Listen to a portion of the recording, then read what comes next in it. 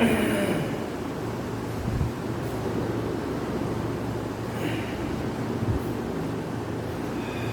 children, welcome back to online class. Student of class 7, chapter number 14, weather and climate geography.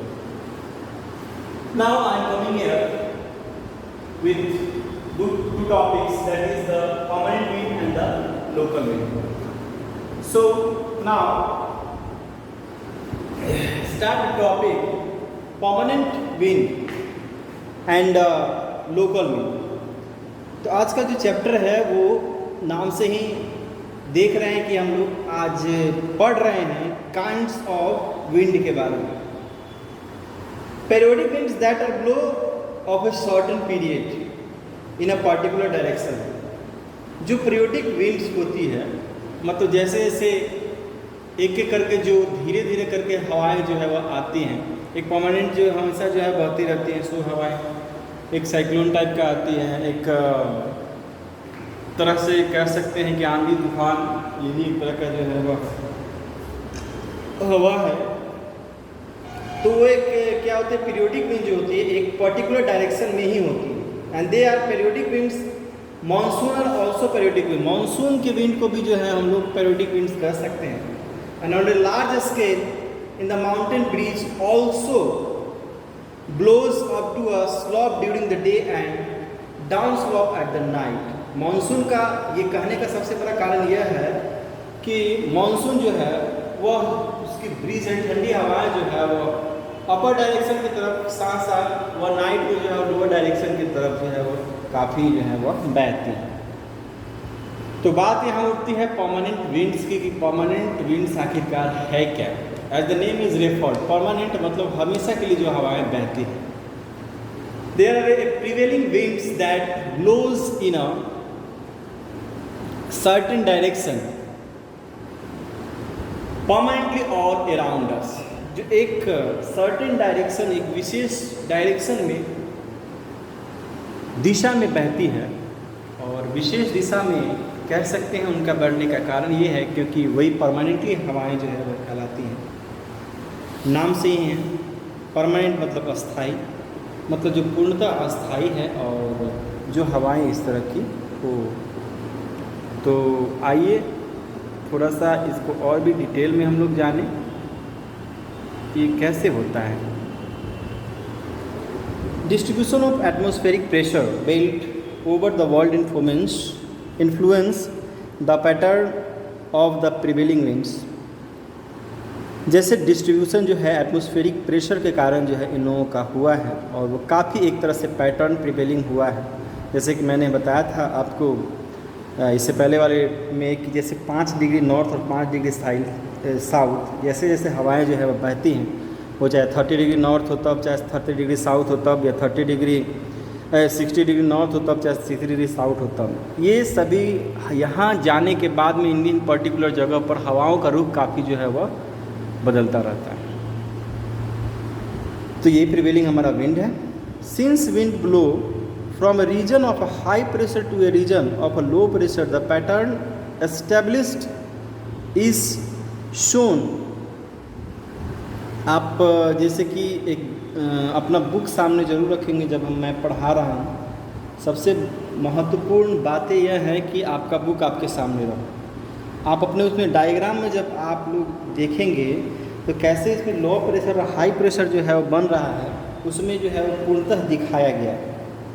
You may see from the diagram, आप देख सकते हो there are 3 pressure system in which the hemisphere. Hemisphere करने का मतलब गोले का आधा हिस्सा है. हेमी मतलब हाफ और स्फीयर मतलब गोला. गोला मतलब हमारा पृथ्वी. पृथ्वी भी एक हमारा गोला है ना.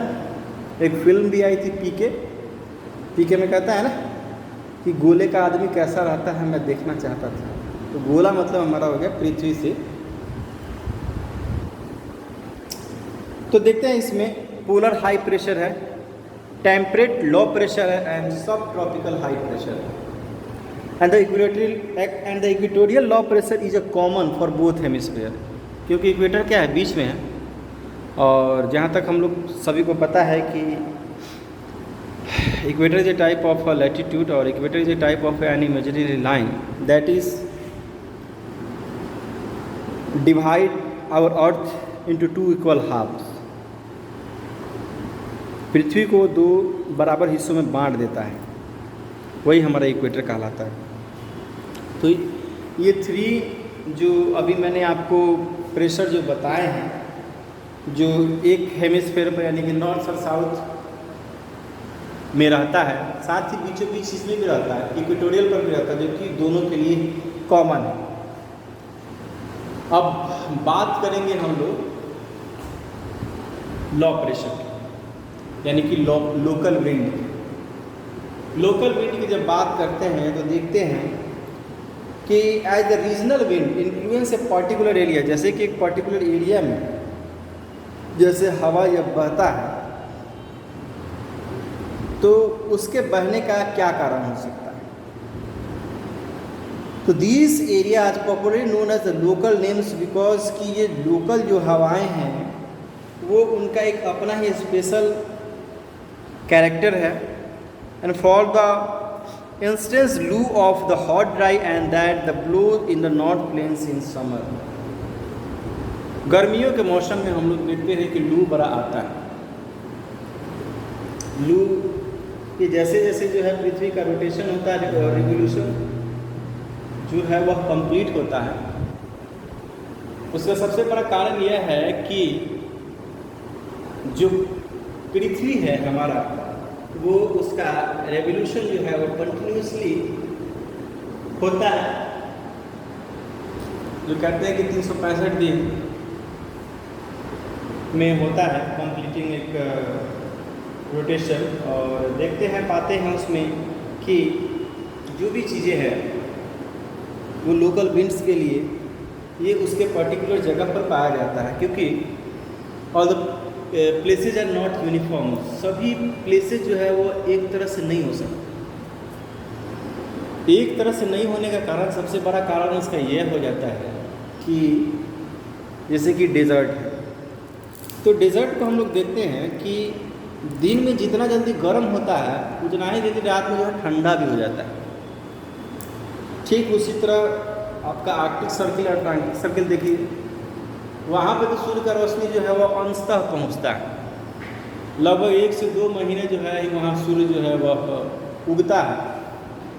बाकी चारों तरफ जो है वो पोलर रीजन के नाम से जो है वो जाना जाता है। और पोलर रीजन के नाम से जानने पर हम लोग देखते हैं कि जो भी चीज़ें या जो वहाँ पे वनस्पति पाई जाती है वो वनस्पति न के बराबर पाया जाता है। न के बराबर इन द सेंस ये है कि कोई भी जो है पेड़ ठंड ज़्यादा बर्दाश्त करने वाला हो, जैसे धूप ट्री वगैरह है, वही ट्री वहाँ पे सर्वाइव कर सकता है, नहीं तो नहीं कर सकता। जैसे पोलर बियर है, पोलर बियर के इतने प्रोटेक्टिव फॉल होते हैं कि उसकी वजह से ठंड जो है उसको आराम से बर्दाश्त हो जाता है, और ठंड बर्दाश्त करने की वजह से वो आराम से रह सकता है। उसकी सेंसिटिविटी इतनी ज़्यादा तीव्र होती है कि उस तीव्रता के कारण वह किसी भी जानवर को आराम से सूंघ लेता है। तो हम तो यहाँ बात कर रहे थे लोकल विंड्स की, तो लोकल विंड्स जो है वो होती हैं कि जो पर्टिकुलर प्लेसेज में भरे, तो जैसे कि पहाड़ है, पठार है, ये सभी क्या होते हैं, ऊंचे होते हैं। और यहाँ जो है वो लोकल विंड्स जो है वह ज़्यादातर जो है वह सेम जगहों पर ही जो है वह पाई जाती हैं। जैसे ऊंचाई बढ़ती है, एयर का जो प्रेशर जो है वो काफ़ी बढ़ता चला जाता है। तो और इस तरह से आज लोकल विंड्स का जो है टॉपिक यहीं पे हम लोग को स्थगित करना पड़ेगा, क्योंकि कंटेंट में अब ज़्यादा नहीं है। आशा करता हूँ कि हमारे सभी स्टूडेंट्स को ये सभी समझ में आया होगा, और मेरे सभी जितने सारे जो स्टूडेंट्स हैं वो प्लीज़ आप इससे संबंधित जितने भी इसके क्वेश्चन आंसर हैं उसको करें, और जो क्वेश्चन आंसर नहीं हो रहा है उसको आप हमें हमारे जो ग्रुप है उसमें 6 से 7 बजे जो खुलता है उसमें भेजें, ताकि हम लोग उसको सॉर्ट आउट करें। और सॉर्ट आउट करने के बाद हम लोग देखेंगे कि हाँ कौन सा बच्चा किस तरीके का जो है वो आंसर भेज रहा है। तो कोशिश कीजिए कि आप लोग आंसर को एक्सचेंज भी करने का, ये भी एक अच्छा तरीका है। और आज के लिए बस इतना ही, मिलेंगे हम लोग नेक्स्ट टॉपिक के साथ नेक्स्ट चैप्टर में।